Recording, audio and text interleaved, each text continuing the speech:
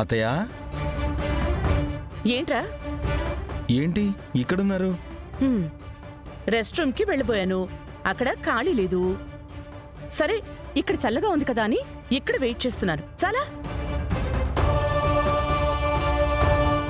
మీరిక్కడ వెయిట్ చేస్తే అక్కడ ఖాళీ అయిందో లేదో మీకెలా తెలుస్తుంది? నీ అంత జ్ఞానం లేకే ఇదిగో ఇలా వెనకబడిపోయి మీ మావయ్య వెనకే తిరుగుతున్నాను. ఓ పని చెయ్యి, నువ్వే వెళ్ళి లేడీస్ రెస్ట్ రూమ్ ఖాళీ అయ్యిందో లేదో చూసి ఇక్కడికొచ్చి నాకు చెప్పు, సరేనా? సారీ అత్తయ్య, మీరేదో డిస్టర్బెన్స్ లో ఉన్నట్టున్నారు. ఆ నక్షత్ర కూడా కనబడకపోయేసరికి ఎక్కడికి వెళ్లారో ఏంటో అని వెతుక్కుంటూ వచ్చాను. మేమేమి చిన్నపిల్లలం కాదు కదరా వెతుక్కోవడానికి. ఎక్కడికి వెళ్ళినా వచ్చేస్తాం. నువ్వు ముందు ఇక్కడి నుంచి బయలుదేరు. ఓకే, సారీ అత్తయ్య. అత్తయ్య, ఆ రెస్ట్ రూమ్ ఫ్రీ అయినట్టుంది, మీరు వెళ్ళొచ్చు. వీణ్ణి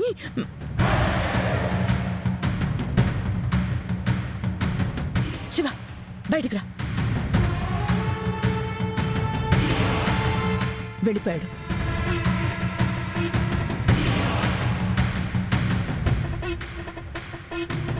నక్షత్రం ఎక్కడుందో కనిపెట్టాలి. అప్పుడే ఏం జరుగుతుందో కొంచెమైనా అర్థమవుతుంది.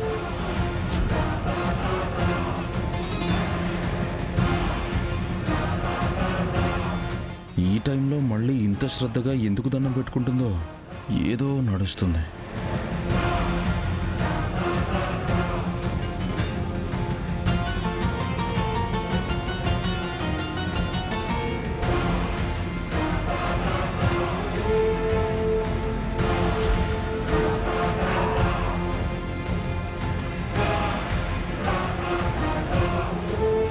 నక్షో,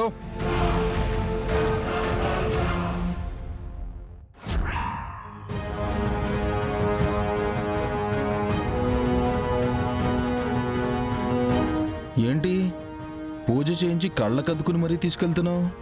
ఆ భరణిలో ఏముందంటే? ఏముంటే నీకెందుకు? నీ పనేదో నువ్వు చూసుకో.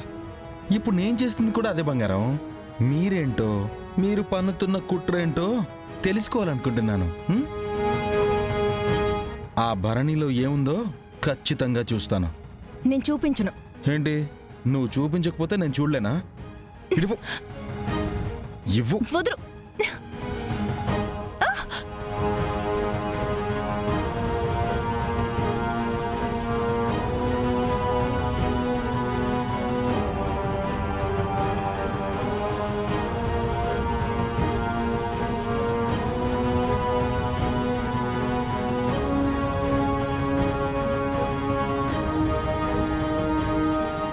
ఏం మాట్లాడుతున్నావు చెర్రీ?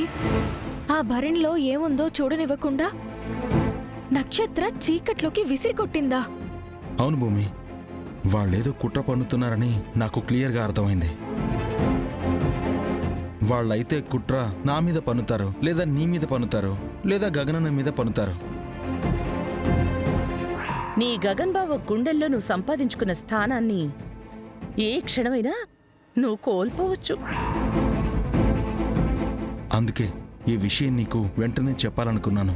బిందుని, శివని, అపూర్వతో గాని నక్షత్రతో గాని చూసావా? లేదు. అయినా ఇప్పుడు వాళ్ళ ప్రస్తావన ఎందుకు భూమి?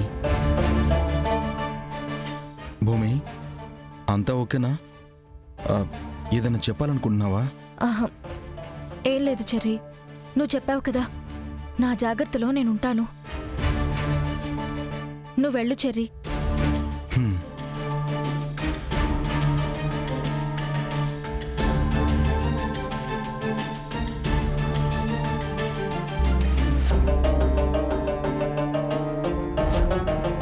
అమ్మా, తాళిబొట్టు తీసుకురాలేదా?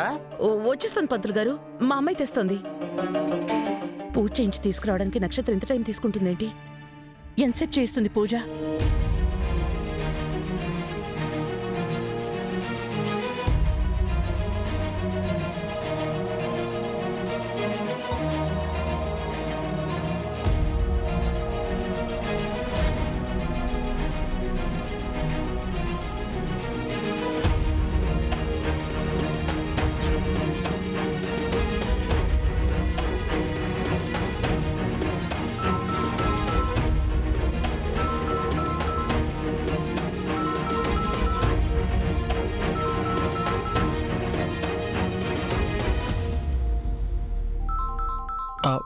అక్క ఫోన్ చేస్తోంది. భూమికేదో అనుమానం వచ్చినట్టుంది. ఈ వెధవ చెర్రిగాడెళ్ళి ఏదో ఉప్పందించినట్టున్నాడు. అది కాసేపట్లో ఇక్కడికి వచ్చినా రావచ్చు. ఇక్కడిదంతా చూసిందంటే చాలా ప్రమాదం.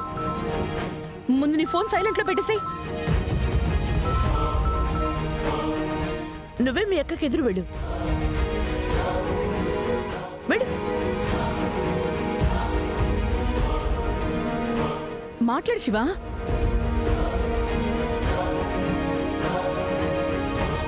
అక్క ఏమైంది? ఆ తర్వాత రూపకం వేయాలి కదా, ఏంటి ఇలాగే తిరుగుతున్నావు? నీకోసమే వెతుకుతున్నాన్రా. ఎక్కడికెళ్ళా? స్టమక్ అప్సెట్ అయింది. పూరికి చెప్పే వచ్చాను కదక్క, కావాలంటే పూరిని అడుగు. అడిగే వచ్చాను. వచ్చి చాలాసేపు అవుతుందంట కదా. స్టమక్ అప్సెట్ అంటే టైం పడుతుంది కదక్క. ఫోన్ ఎందుకు లిఫ్ట్ చేయట్లేదు? ఓ, ఫోన్ చేసావా? ఇందాక దక్షయజ్ఞం చేస్తున్నప్పుడు సైలెంట్లో పెట్టానక్క. సర్లే పద రా. వీణ్ణి నీ పక్కనే కూర్చోపెట్టుకోచర్రి. పార్వతీ పరమేశ్వర్ల కళ్యాణ రూపకం అయ్యేంత వరకు వీణ్ణి జాగ్రత్తగా చూసుకో. ఏమైంది భూమి? అదంతా తర్వాత చెప్తాను. రూపకం అయ్యేంత వరకు వీడి బాధ్యత నీదే. ఓకే సరే.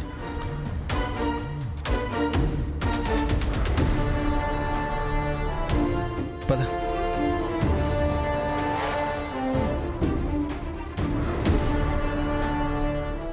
ఓం నమః శివాయ. ఓం నమః శివాయ. ఓం నమః శివాయ. ఓం నమః శివాయ. ఓం నమః శివాయ. ఓం నమః శివాయ. ఇదిగో ఈవిడే సతీదేవి.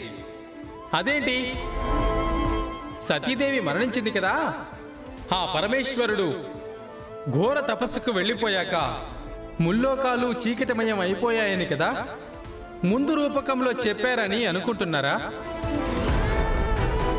మీరు విన్నది నిజమే. సతీదేవి పునర్జన్మే పార్వతి. ఓం నమః శివాయ. ఓం నమః శివాయ. మేనక హేమవంతులకు పుట్టిన గారాల పట్టి. ఓం నమః శివాయ. లోక కళ్యాణం కోసం నారద మహాముని ఆ పరమేశ్వరుణ్ణి పెళ్లి చేసుకోమని సలహా ఇవ్వగా, పరమేశ్వరుని కృప కోసం పార్వతీదేవి ఘోర తపస్సుని మొదలుపెట్టింది. ఓం నమః శివాయ. ఆ తపస్సును పరీక్షించడానికి పరమేశ్వరుడు ఒక వృద్ధ బ్రాహ్మణుడి రూపం ధరించి పార్వతీదేవి దగ్గరికి వచ్చాడు.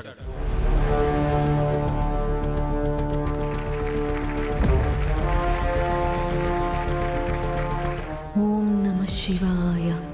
ఓం నమః శివాయ.